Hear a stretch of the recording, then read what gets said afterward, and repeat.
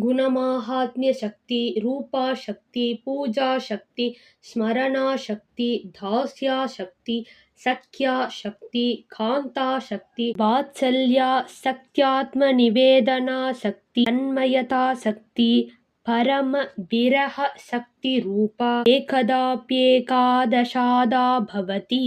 பக்தி ஒன்றே ஆனாலும் அதன் வகைகள் 16 விதம். அவை பகவானின் குணத்தில் ஈடுபாடு, ஹரியின் ரூபத்தில் ஈடுபாடு, ஹரியை பூஜிப்பதில் ஈடுபாடு, ஹரி நாம ஜபத்தில் ஈடுபாடு, ஹரி கைங்கரியத்தில் ஈடுபாடு, கண்ணனுடைய தோழனாக ஈடுபாடு, கண்ணனுடைய காதலியாக ஈடுபாடு, கண்ணனுடைய அம்மாவாக ஈடுபாடு, கண்ணனை சரணாகதி செய்தல், எங்கும் கண்ணனை காணல், கண்ணனை காணா துடித்தல். யாசாதயோ முகுந்தஸ்ய குணமாஹாத்ம்யலோலுபாஹ கோப்யः खगा மிருகா சர்வே பகவத் ரூபலோலுபாஹ ஸ்ருததேவாதயோ பக்தா கிருஷ்ணஸ்யார்ச்சன லோலுபாஹ பிரஹ்லாதா பிரமுகா பக்தா ஹரிஸ்மரணலோலுபாஹ ஹனுமத் பிரமுகா பக்தா பகவத்தாஸ்ய லோலுபாஹ பார்த்தாதயஸ்ததா பக்தா பகவத் சக்யலோலுபாஹ ருக்மணி பிரமுகா பக்தா மதுரா சக்திலோலுபாஹ யசோதா பிரமுகா பக்தா வாத்சல்யா சக்திலோலுபாஹ விபீஷணாதயோ பக்தா ததாசயனலோலுபாஹ சுகாதயோ பாகவதாः கிருஷ்ணா தன்மயலோலுபாः ராதிகா பிரமுகா பக்தா விரஹாசக்திலோலுபாः சர்வதோ மதுரத்வேன सर्वे सर्वत्र लोलुपाः इत्येवं वदन्ति जनजल्पित निर्भया एकमता कुमारव्यास शुक शाण्डिल्य गर्ग विष्णु कौण्डिन्य शेषोद्धवारुणी बलि हनुमत् विभीषणादयो भक्त्य आचार्याः.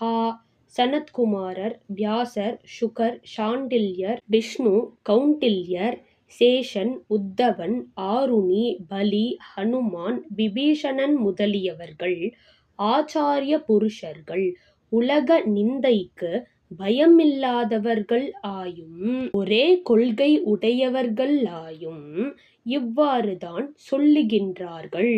ஏவம் வதந்த்யேகமதா நிர்பயா ஜனநிந்தனே மகாத்மானோ பக்திமந்தோ பக்திசாஸ்திர பிரவர்த்தகாः குமார வியாச சாண்டில்ய சுககர்கோத்தவாதயः விஷ்ணு கௌண்டின்யாருணயோ பலிசேஷோ விபீஷணः பக்தோத்தமோ ஹனுமான்श्च ததான்யே வைஷ்ணவோத்தமாः லோகேஷு பக்தியோகஸ்ய சம்பிரதாய பிரவர்த்தகாः.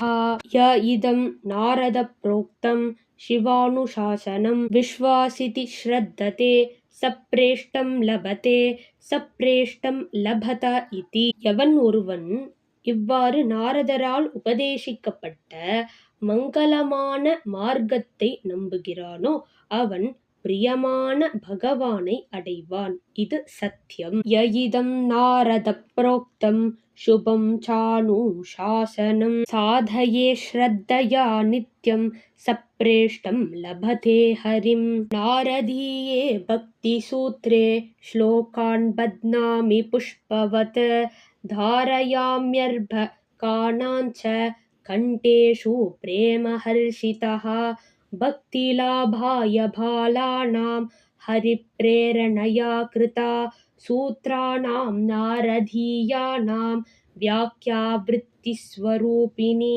இமாம் தூ பக்தி மஞ்சூஷாம் வாக்யரத்ன பிரபூரிதாம் பக்தகோலாஹலஸ்யாஸ்ய சந்நிதா வர்ப்பயாம்யஹம் இதி பகவன்னாம போதேந்திர சரணாரவிந்த மகரந்த ரசிகேன ஸ்ரீ கிருஷ்ண பிரேமி மகாபிரபுனா பிரணீதா ஸ்ரீ ஹரிபக்தி மஞ்சுஷா சமாப்தா. ஸ்ரீ பக்தகோலாஹலார்ப்பணமஸ்து.